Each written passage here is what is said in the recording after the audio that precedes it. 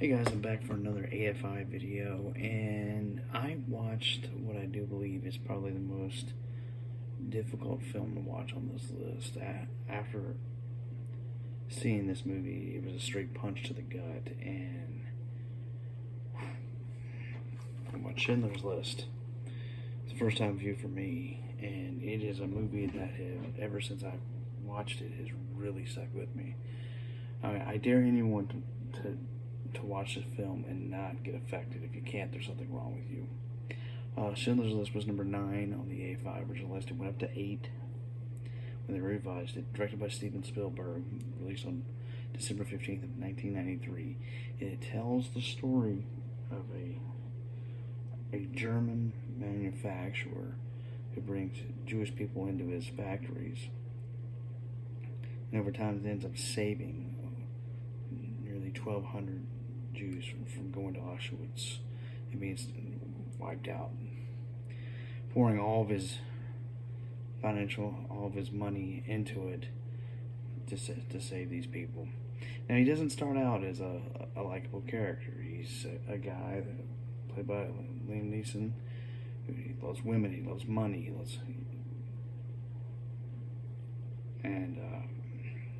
he sees profit. He wants to grow, and he does. He becomes incredibly profitable with his Jewish workforce that has been given something to do to survive. They do look up to him,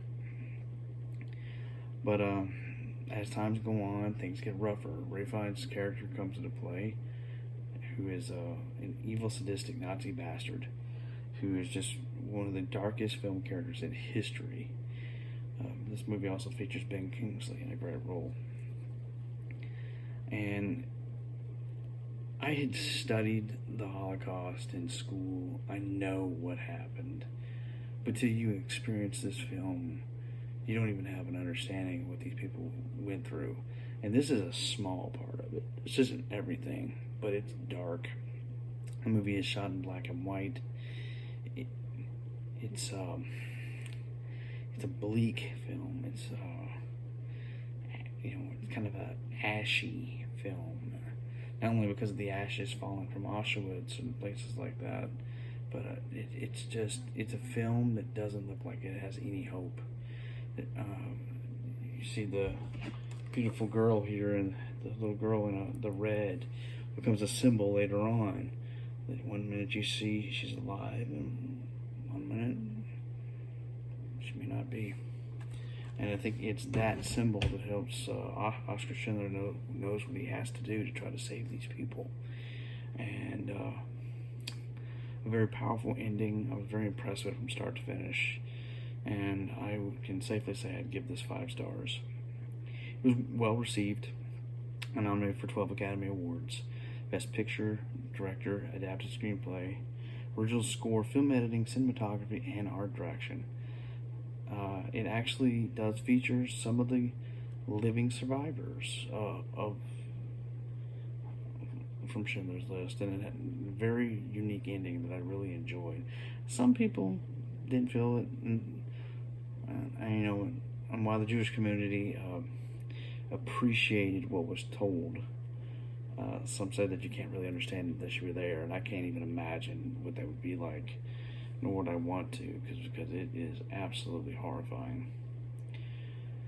One of the survivors was the one who had been trying to make this film since the 60s, and it just never came to be till Spielberg came along and read a book called Schindler's Ark, which was based on an interview with one of the survivors. And unfortunately I can't think of his name, so please forgive me.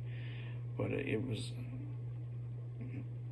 it's a really, really incredible film that shows one of the darkest times in our history.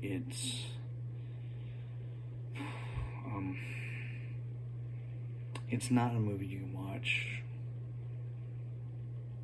often, and why I appreciate what it does. I mean, I'll never get rid of it, but I don't know if I watch it much, because there are great performances, but it's hard to watch. I mean, I think now that I've gotten through it and slept on it, it's still right here.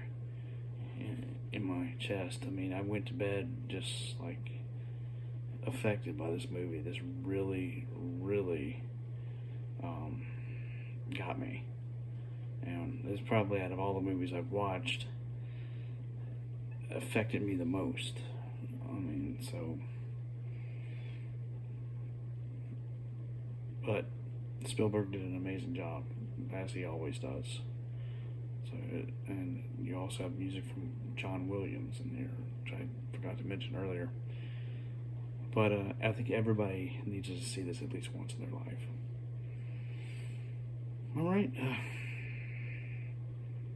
I hope everyone has a great day, and as always, go watch a movie.